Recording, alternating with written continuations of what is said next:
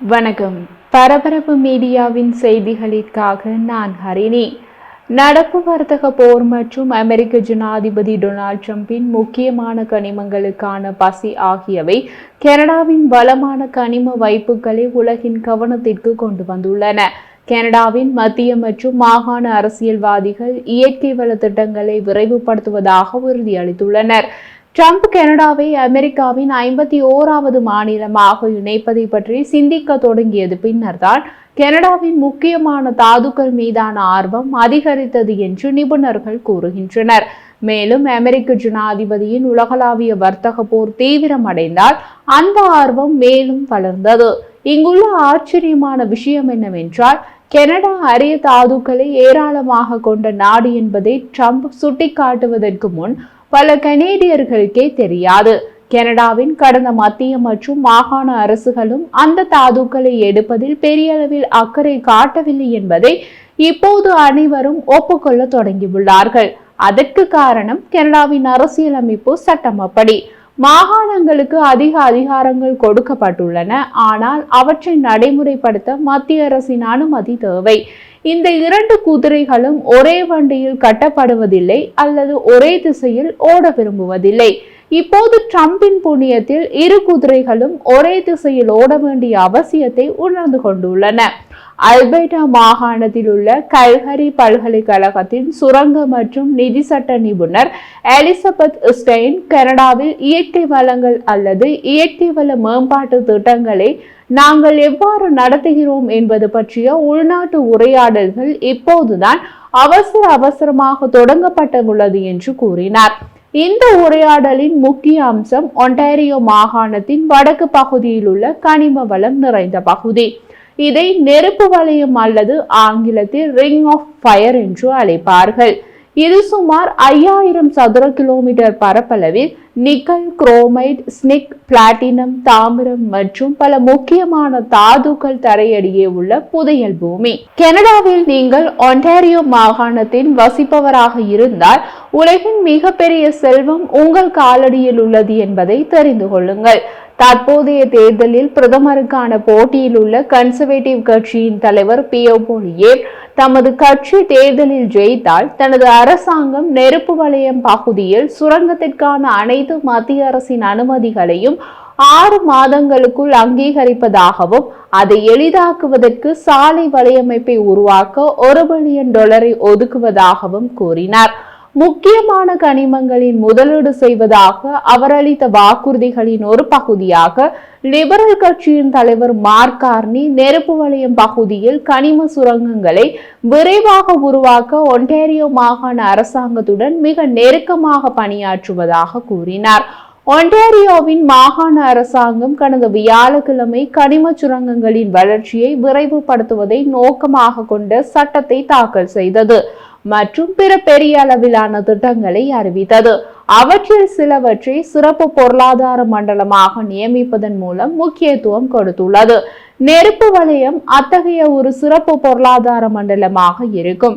ட்ரம்பின் அச்சுறுத்தலுக்கு நேரடியான பதிலடியாக சுரங்க திட்டங்களை விரைவாக கண்காணிப்பது அவசியம் என்று ஒன்டாரியோ மாகாண முதல்வர் டக் ஃபோர்ட் கூறினார். ட்ரம்ப் தனது ஜனவரி பதவியேற்புக்கு முன்னும் பின்னும் கனடாவை இணைத்து அதை 51வது மாநிலமாக மாற்றுவது பற்றிய யோசனைகளிலிருந்து இயற்கை வள மேம்பாட்டை சுற்றியுள்ள அவசரம் உருவாக்கியது. ட்ரம்பின் கருத்துக்கள் முதலில் நகைச்சுவையாக கருதப்பட்டன.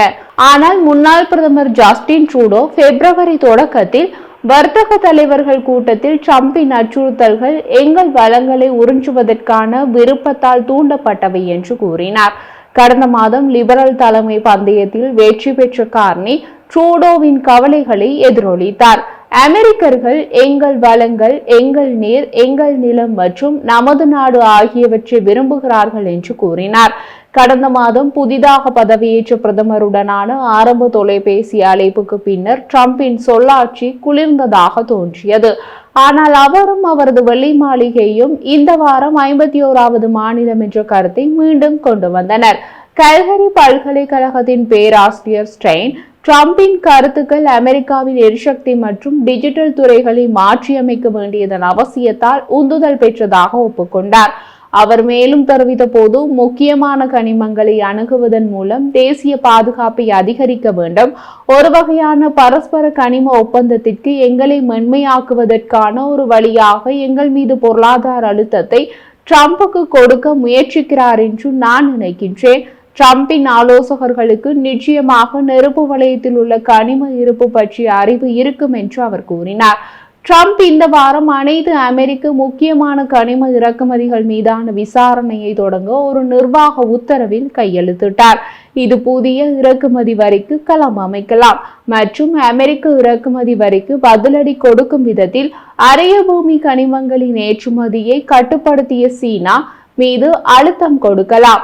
உள்நாட்டு முக்கியமான கனிமங்களுக்கு உற்பத்தியை அதிகரிக்க அவர் முன்பு மற்றொரு உத்தரவில் கையெழுத்திட்டார். அதுடன் அமெரிக்க நிர்வாகம் தற்போது உக்ரைன் மற்றும் காங்கோ ஜனநாயக குடியரசு ஆகிய 2 போரினால் பாதிக்கப்பட்ட நாடுகளுடன் முக்கியமான கனிம ஒப்பந்தங்கள் தொடர்பாக பேச்சுவார்த்தை நடத்தி வருகிறது. அமெரிக்காவின் பொருளாதார வளர்ச்சிக்கு காரணங்களில் ஒன்று அதன் தொழில்நுட்ப ஏற்றுமதிகள்.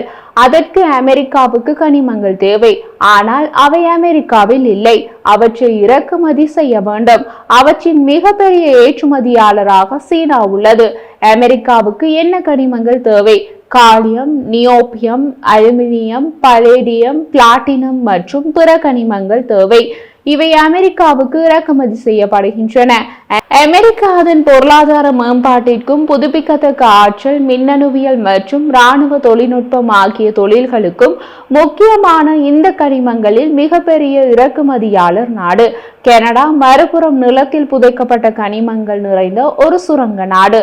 குறிப்பாக நெருப்பு வலயம், சில நடைமுறை சுரங்கங்கள் மற்றும் புதிய திட்டங்களுக்கான பல வருட காலக்கெழுவுடன் வளர்ச்சியில் உள்ளது. கனேடிய நிறுவனங்கள் உலகின் பிற இடங்களில் சுரங்க நடவடிக்கைகளில் ஈடுபடுகின்றன. மத்திய மற்றும் மாகாண அரசு பாதை போட்டு கொடுத்தால் அதில் பயணிக்க நிபுணத்துவமுள்ள கனேடிய நிறுவனங்கள் உள்ளன. கனடாவில் இருந்து யுரேனியம் மற்றும் பொட்டாஷ் போன்ற எரிசக்தி பொருட்களுக்கு குறைந்த 10% இறக்குமதி வரியை ட்ரம்ப் விதித்திருப்பது கனேடிய தாதுக்களின் முக்கியத்துவத்தை அவர் அறிந்திருப்பதை காட்டுகிறது. அமெரிக்க தொழில்துறைக்கு தேவையான முக்கியமான கனிமங்கள் ஒவ்வொன்றின் களஞ்சியமாக கனடா உள்ளது. ஆம், அவர்கள் இறக்குமதி செய்யும் ஒவ்வொரு கனிமமும் கனடாவில் உள்ளது. அமெரிக்காவின் மிச்சிகனை தளமாக கொண்ட கிரிட்டிக்கல் மினரல் இன்ஸ்டிடியூட்டின் இணை தலைவர் ஜாக் லிப்டன் இன்னமும் நாங்கள் கனிமங்களை தாருங்கள் என்று ஒருபோதும் கனடாவிடம் கேட்கவில்லை என்று கூறினார். அவர் மேலும் தெரிவித்த போது, வாஷிங்டன் இதை பற்றி என்ன நினைக்கிறது என்று எனக்கு தெரியவில்லை. ஆனால் கனடா அமெரிக்காவின் பிரச்சினைக்கான தீர்வு அமெரிக்காவுக்கு கனடா பிரச்சினை அல்ல என்பதை வாஷிங்டன் உணரவில்லை என்று கூறினார். எங்கள் அனைத்து பிரச்சனைகளுக்கும் எங்கள் வடக்கு எல்லையில் கனடாவில் உள்ளது. நாம் அவர்களுடன் கைகுலுக்க வேண்டுமே தவிர அவர்களை கோபப்படுத்தக் கூடாது என்றார். சீனா இதுவரை உலகின் முக்கியமான கனிம வளங்களின் மிகப்பெரிய சப்ளையர் மற்றும் ஏற்றுமதியாளராக இருந்து வருகிறது. அமெரிக்காவை போலவே ஐரோப்பியர்களும் தங்கள் தேவைகளுக்கு மாற்று ஆதாரங்களை கண்டுபிடிக்க முயற்சி செய்கிறார்கள். கனடாவுக்கு இந்த இடைவெளியை நிரப்பும் திறன் உள்ளது என்று கனேடியர்கள் கிரிட்டிக்கல் மினரல்ஸ் அமைப்பின் நிர்வாக இயக்குனர் இயன் லண்டன் கூறினார். அவர் மேலும் தெரிவித்த போது, கனடாவில் சுரங்கப்பாதை மூல கனிமங்களை விற்பனை செய்வதிலிருந்து விலகி அதற்கு பதிலாக மேம்பாட்டு உள்நாட்டு உற்பத்தி தொழிலை உருவாக்க அவற்றை பயன்படுத்த வேண்டும் என்று கனேடிய அரசு வாதிட்டது. எனது எதிர்வாதம் கனடாவின் மதிப்பு சங்கிலி, தொழில்துறை மற்றும் ஏற்றுமதி பொருளாதார தளத்தை மீண்டும் தொழில்மயமாக விரும்புகிறேன் என்றார். நாங்கள் ஏன் அதை தரையிலிருந்து வெளியே எடுத்து மற்றவர்களுக்கு கொடுப்போம்? அவர்கள் அங்கு அதற்கு மதிப்பை சேர்ப்பார்கள். ஆனால் முடிக்கப்பட்ட பொருளை நாங்கள் விலை கொடுத்து வாங்குவோம். இதில் எந்த அர்த்தமும் இல்லை. சீனா தனது சுரங்க தொழிலை சுற்றி நிறுவனங்கள், பல்கலைக்கழகங்கள் மற்றும் ஆராய்ச்சி மையங்களை உருவாக்கியுள்ளது. இந்த செயற்பாட்டில் மின்னணு பொருட்கள் மற்றும் மின்சார வாகனங்களின் மிகப்பெரிய உற்பத்தியாளராக மாறியுள்ளது. அமெரிக்காவுடனான தற்போதைய பதட்டங்கள் கனடாவுக்கு அதை சரியாக செய்வதற்கான வாய்ப்பை வழங்கியுள்ளன என்று அவர் கூறினார். கனடாவின் சொந்த முக்கியமான கனிமங்கள் தொழில்துறையை உருவாக்குவது சில குறுகிய கால வழிகளுடன் வரும். ஆனால் கனேடியர்கள் விட்டுக் கொடுக்க கூடாது என்றார். இந்த நாட்டை விட்டுக் கொடுக்க கூடாது. எமது கனிமங்களை ஏற்றுமதி செய்யக்கூடாது. அவற்றை எமது தொழில்துறையில் நாம் பயன்படுத்த வேண்டும் என்றார். கிரிட்டிக்கல் மினரல் இன்ஸ்டிடியூட் நிர்வாக இயக்குனர் ட்ரேசி ஹியூஸ் கூறிய போது, அமெரிக்காவின் பொருளாதார கனிமங்களை நம்பியிருக்கிறது. அந்த நாடு தங்களுக்கு தேவையான அனைத்தையும் கொண்டிருக்கும் பக்கத்து வீட்டுக்காரரை ஏன் அநியாயப்படுத்துகிறது என்பது எனக்கு தெளிவாக தெரியவில்லை. இது இப்போது நடக்கும் ஒரு இருண்ட நகைச்சுவை. அதை நான் எப்படி விவரிப்பேன்? இதுதான் இறக்குமதி வரி போர் என்று அவர் கூறினார்.